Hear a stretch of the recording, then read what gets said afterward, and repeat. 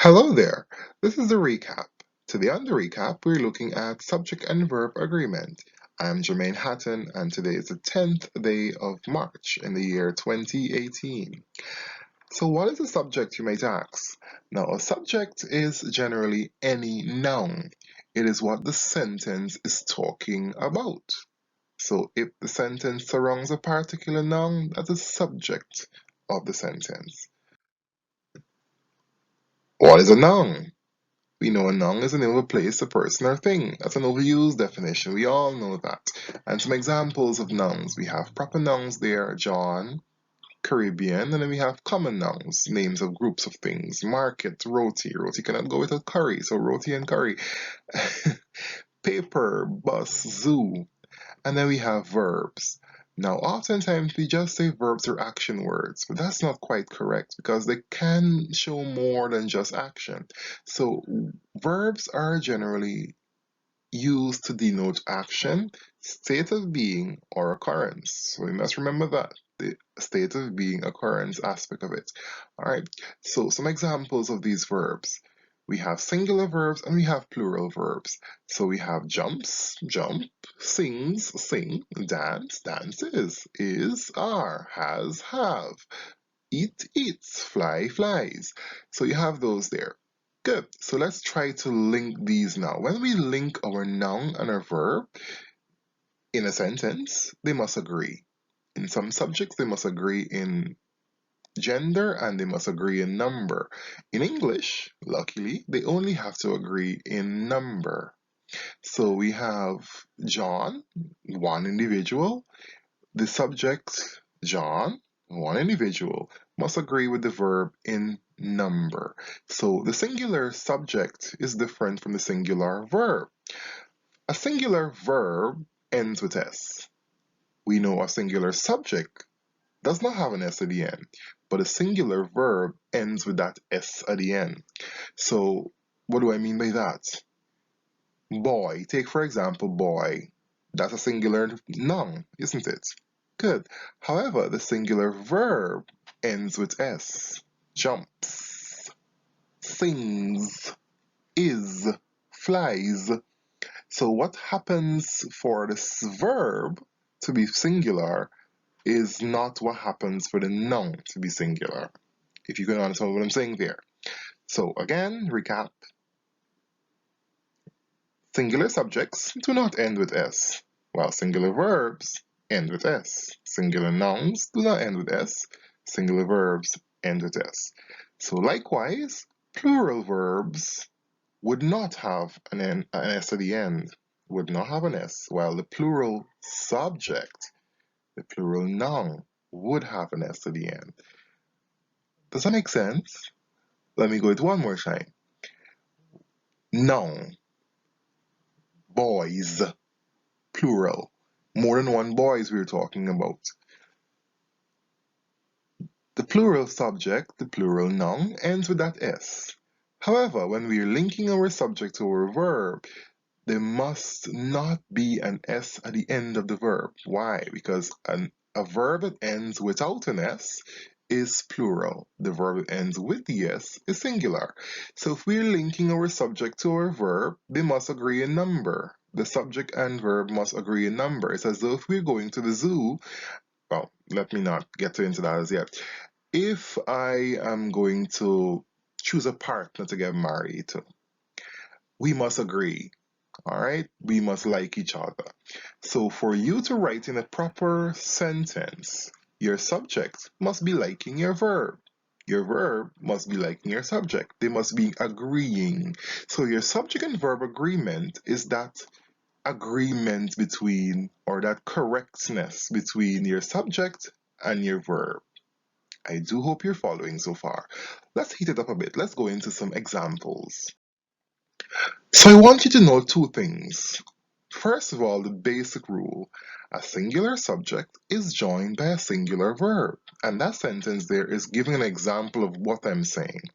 A singular subject, a subject that is singular, we're talking about one, is joined by a singular verb.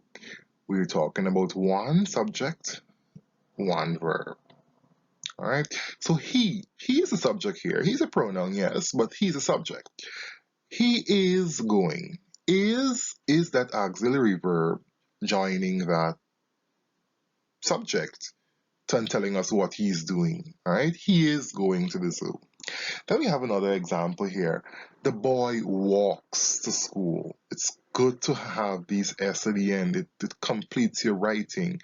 And not because you might not be testing, you might not be seeing a topic marked subject and verb agreement in the exam, mean you would not write subject and verb agreeing. You always write as though you have your subject agreeing with your verb.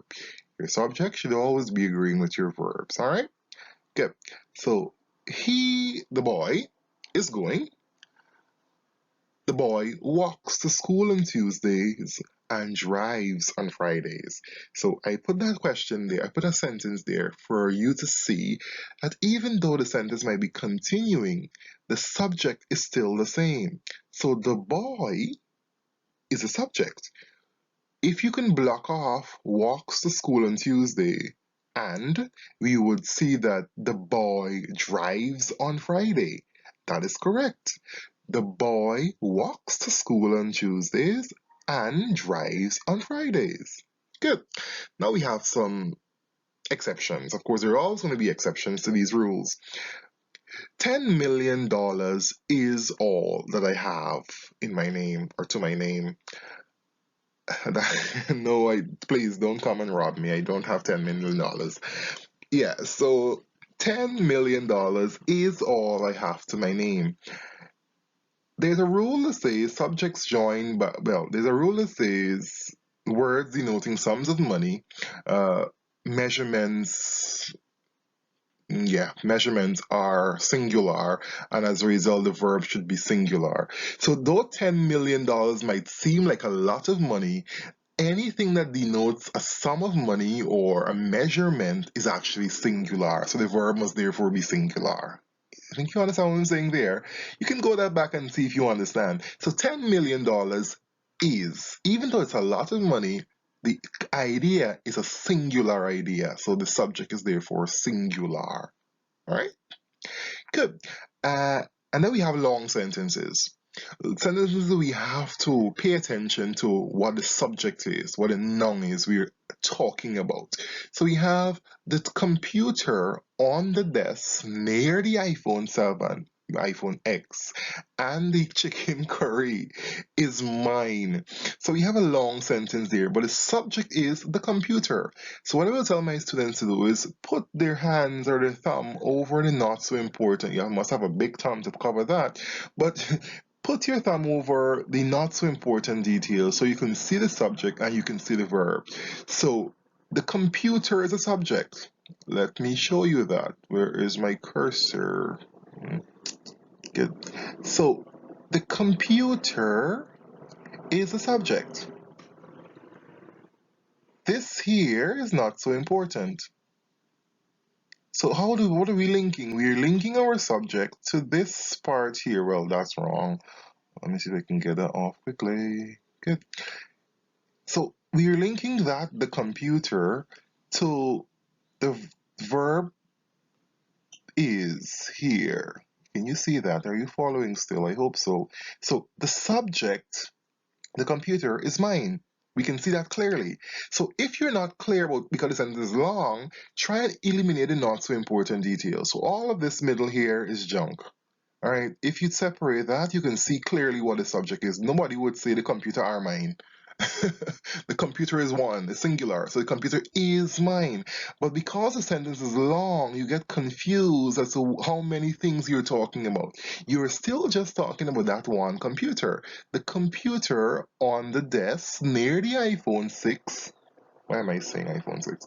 The iPhone 10 and the chicken curry is mine. The computer on the desk near the iPhone 10. Sorry. Oh my god, this is terrible. The computer on the desk near the iPhone 10 and the chicken curry is mine. The subject again is computer. Then we have some exceptions to this again. Indefinite pronouns. The indefinite pronouns, those with starting with each of, for example, we have ending with one, thing, and body. Those are all singular. So, like for example, nobody, no one, anyone, everything. All of those words are singular. And if they're singular, the verb must therefore be what? Think about it. Singular subjects, singular verb. So if those are singular, then the verb must therefore be correct, singular as well. All right. So everybody is going to the zoo. Even though it appears to be more than one person we're talking about, the indefinite pronoun is actually singular. So everybody is going to the zoo. Are you following me? Good job.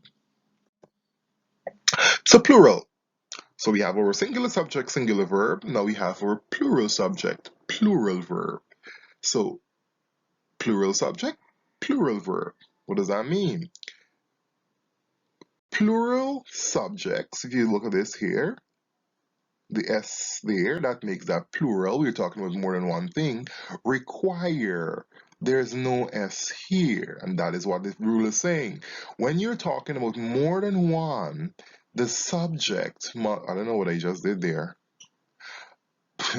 Yeah, so plural subjects require plural verb.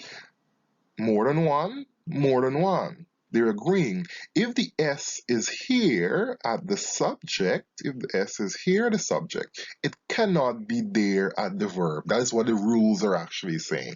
So if you're writing and you have an S here, an S, because the sound it's making, an S, if you have an S here, then there should not be an S at the verb. You cannot have girls' dances. That's wrong. If you have girl, then you must have dances. A singular subject, singular verb. But here we have the girls dance nicely each year. That's correct. The man and his wives. So subjects joined by and, even though they seem big and complicated, they are still plural, right? So the subjects joined by and are plural. The man and his wives. The man has more than one wives, obviously. Well, okay, let's not get into why I have that there. The man and his wives are living in the red house on the left of the Sixth Avenue. And subjects joined by and are plural, so we have that nice are governing that at the middle there. Good. So some examples of in the exam. So CXC question would often ask you things like this. The man together with his sons and daughters are going to the zoo. What is correct? The man together with his daughters and sons are going to the zoo. Pause this video and answer these questions for me and tell me if you think they're correct and if they're incorrect based on what we have just gone through. Pause it now. Good. I'm trusting that you have finished answering questions. Let's go through it. The man. The subject here is the man. I even have a comma there to show you that. Excuse me. The man together with his sons and daughters. I did not say the man and his sons and daughters. I said the man together with. Subjects with separated by together with is just bulk. That is not important. Once that is not joined by and here, then it is not important. So the subject here is this part here, the man. So do you say the man are? No, the man is. Correct. So if you have in the exam a sentence like this and you have to choose A, B, C, or D as to which is incorrect, you would know that the incorrect part of it would be are. All right? R is incorrect. So you would circle off or mark off in your answer booklet C, because C is incorrect. The question of that, or the instruction will tell you, choose the statement or choose the word that is incorrect in the following sentences. And the man, do you say the man are? No, the man is. All right. Now we have a good one. This is a very popular one. It comes almost every year in the exams. Each of the cars were earmarked for sale during the promotion. Each of the cars were earmarked for sale during the promotion. We talked about this. Each of is actually singular. Each of, the expression each of, is singular. So it therefore means it will take a singular verb. Despite they have cars here. When you have each of introducing something, it will obviously be followed by plural words or plural nouns. The subject though is still each of, not cars. The subject is each of. So if each of is the subject and each of is singular, can we say each of were? No, that would be incorrect. Each of is therefore supposed to be followed by a singular verb. Each of the cars is, each of the cars was earmarked for the sale. So if you're in the exam and you see this, you would circle B as the incorrect option. Alright, because that should really be was. It might sound wrong, but it's the rule. What doesn't, sometimes in English, not everything that sounds right is right, and everything that sounds wrong is wrong. And I say that just before I present this one to you. If I were to win, that's wrong, right? Actually, it's not. If I were introduces a possibility that cannot be so. So to indicate the possibility cannot be so, we put the word were there. Too much for you, huh? Anyway, if I were to win $100 million, I will give you 10%. Because you made it to the end of this video, I will give you 10%. That's all the time we have today. Bye bye.